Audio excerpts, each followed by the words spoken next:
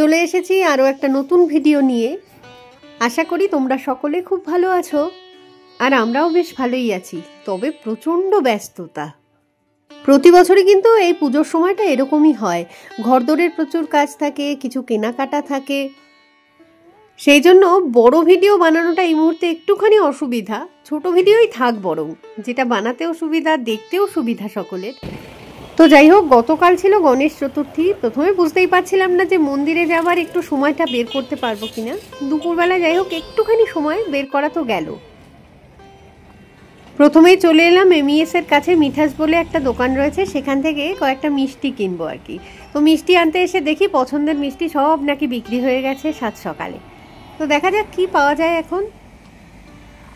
আমরা সবাই জানি যে গণপতি বাপ্পার পছন্দের মিষ্টি হচ্ছে লাড্ডু, মোদক, এগুলোই। আমি আর ভিতরটায় ঢুকিনি, বাইরেটায় দাঁড়িয়ে আছি। এত গাড়ি ঘোড়া চলছে রাস্তার উপর দিয়ে। তো বাঙ্কুর বাবা গেছে মিষ্টিটা কিনতে। কি মিষ্টি? লাড্ডু। এক জায়গায় 4টে লাড্ডু, 4টে মোদক, আর এক জায়গায় 4টে মোদক আর 4টে ছেড়ে দে, ভুলে গেছি। ভুলে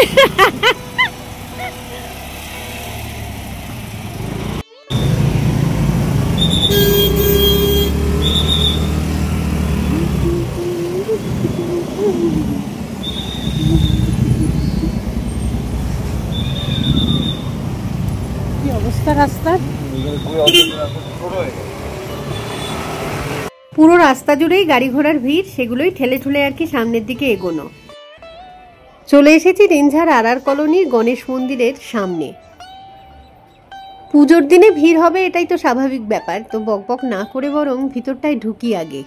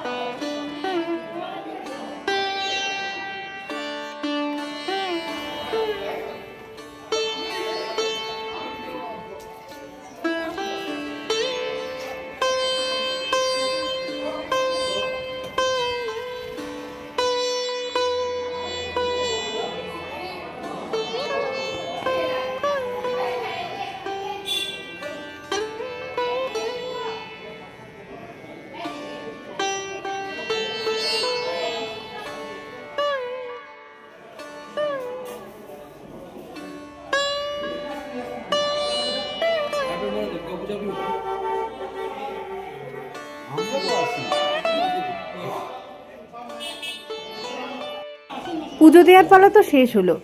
গণপতি বাপ্পাকে আজকে কি সুন্দর দেখতে লাগছে দেখো।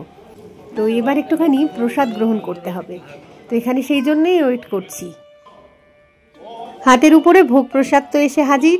তো খিচুড়ি রয়েছে, পায়েস রয়েছে, আর রয়েছে সাউথ ইন্ডিয়ান স্টাইলে লঙ্কার ভাজি। ভোগের প্রসাদের স্বাদ দেখবে সবসময় অসাধারণ হয়, এটাও ব্যতিক্রম নয়। তাই প্রথমেই যেটা বলছিলাম আর কি, মন্দিরে আসার যে সময়টা বের করতে পারবো আজকে সেটারই কোনো প্ল্যান ছিল না। সে কারণে দুপুরবেলা কিন্তু বাড়িতে অলরেডি খাওয়া দাওয়া সেরেই নিয়েছি। নিরামিষই খেয়েছি আজকে। তো এই মুহূর্তে আবার খাওয়াটা একটু চাপের ব্যাপার, কিন্তু বাড়িতেই যখন কখনো মানে কোনো খাবার একটুও ফেলি না, সেক্ষেত্রে প্রসাদ তো ফেলাফেলির কোনো ব্যাপারটাই নেই। তো সময় লাগবে একটু হয়তো, কিন্তু ফিনিশ অবশ্যই করব। গল্প করতে করতে সময়টা পেরোতে লাগলো আর কি।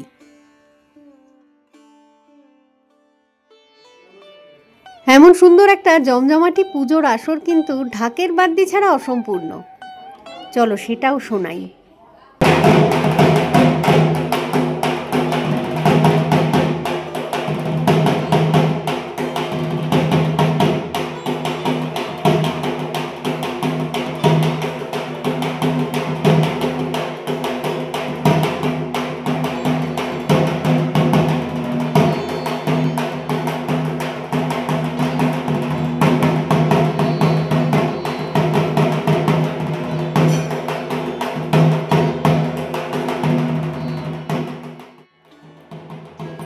গণেশ চতুর্থীর হাত ধরেই মোটামুটি দুর্গাপুজোর কিন্তু শুরু হয়ে গেল বলা যেতে পারে, কারণ এরপরে আসবে বিশ্বকর্মা পুজো, তারপরে আর কদিন বাকি মহালয়া, তারপরে আস্তে আস্তে পঞ্চমী, ষষ্ঠী, এরম করে এগোতে থাকবে। তো রিঞ্ঝার আরআর কলোনির এই কমিউনিটি হলেও কিন্তু দুর্গাপুজো হয় বিরাট বড় করে। দুর্গা ঠাকুর এখানেই তৈরি করা হয়। তো প্রতি বছরই আসি সেসব দেখতে, এবছরও নিশ্চয়ই আসবো। তো যাই হোক, আমরা মন্দির থেকে তো বেরিয়ে পড়লাম, আর এবার রওনা দেব বাড়ির দিকে। তো আকাশে প্রচুর মেঘ দেখতে পাচ্ছি, কিন্তু জানি না বৃষ্টি নেমে যাবে কিনা। তো তাড়াতাড়ি বাড়ি একটু পৌঁছই, আর এই ভিডিওটাকে না হয় এখানেই রাখছি। খুব তাড়াতাড়ি ফিরে আসবো আবার একটা নতুন ভিডিও নিয়ে। তো ততক্ষণের জন্য টাটা।